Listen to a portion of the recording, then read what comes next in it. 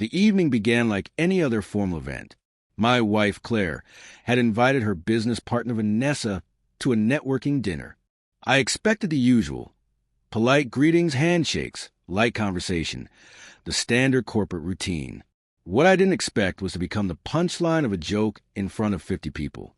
Vanessa wore that self-satisfied smirk, the kind that immediately triggers warning bells in my head. "Oh, Mark," she said loudly enough for the entire table to hear, "I'm sure you've noticed Claire spends more time with me these days than she does with you." Laughter rippled around the table. A warmth spread across my chest. Not quite anger, but sharp, clear awareness. I knew exactly what she was doing. Trying to embarrass me, flex her dominance, and make herself look superior by putting me down. My name is Mark, and I've always paid attention, especially around people who think I'm oblivious. Claire and I have been married 5 years, and in both business and relationships, I've learned one thing: calm observation carries more power than knee-jerk reactions. Vanessa wanted attention, control of the room, and the chance to paint me as weak, irrelevant, a joke. But she overlooked one crucial fact. I never react before I fully understand what's going on. So I simply smiled, leaned back, and let the laughter pass over me. I watched Vanessa closely. The tightness in her fingers, the flicker in her eyes whenever Claire spoke, the dramatic gestures designed to distract from her own insecurities. And then it clicked. None of this was actually about me. It was about her need to feel dominant, clever, in control, even if it meant belittling someone else. I kept quiet and watched the table instead. The polite smiles, the suppressed chuckles, the uncertain glances. Not everyone was buying into her show, and that subtle shift worked in my favor. I let her continue her performance while I waited for the right moment. As the evening went on, Vanessa got bolder.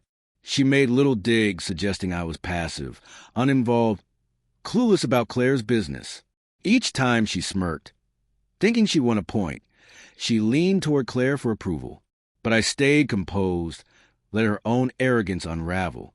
I already knew more than she thought. Claire had mentioned Vanessa's competitive streak and her habit of overestimating her influence. Vanessa assumed I would react emotionally.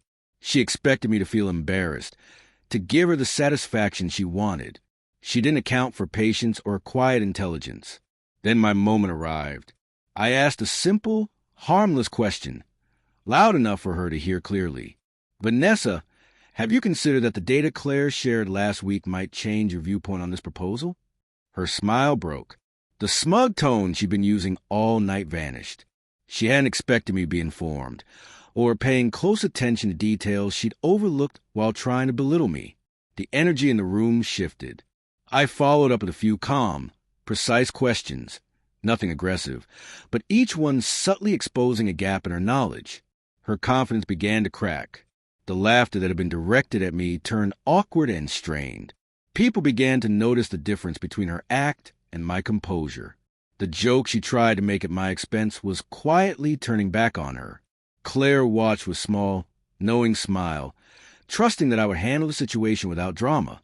By the time dessert arrived, the entire atmosphere had changed. Vanessa's smugness had dissolved into stiff, forced smiles. The tension she had tried to direct at me had reversed itself. The guests she hoped to impress were now quietly questioning her competence. All of it happened without me raising my voice or losing my cool. Claire leaned closer and whispered, "Nicely done." I simply nodded. The satisfaction wasn't in humiliating Vanessa. It was in restoring the balance she had tried to upset. The evening had been a test, and she failed. Not because I retaliated, but because she revealed her true intentions all on her own. As people began leaving, Vanessa approached, attempting politeness. "Mark, I gently interrupted, steady and calm. "It's fine. I think the night spoke for itself." She understood then. She had been outplayed without confrontation, chaos, or loss of dignity. She tried to make me look foolish, but the joke had landed on her instead. Later at home, Claire and I talked about the night, laughing softly at the irony, the tension, and the tiny details most people missed. The lesson was clear. True composure and awareness speak louder than words. People reveal who they really are when they assume you're not paying attention. That night reinforced a truth I've always believed. Calm confidence and quiet observation hold far more power than impulsive outbursts or loud confrontations. By allowing Vanessa's own behavior to expose her intentions, I stayed in control without manipulation, without revenge. It was a quiet victory, a reminder that respect and awareness are earned, protected, and maintained through intelligence and patience. By the end of the night, the message was clear to everyone. Underestimate me, and you reveal more about yourself than you'd ever want to. Try to make me the fool, and the punchline may not be the one you expected. Vanessa tried to turn me into a joke, but the real punchline was always mine.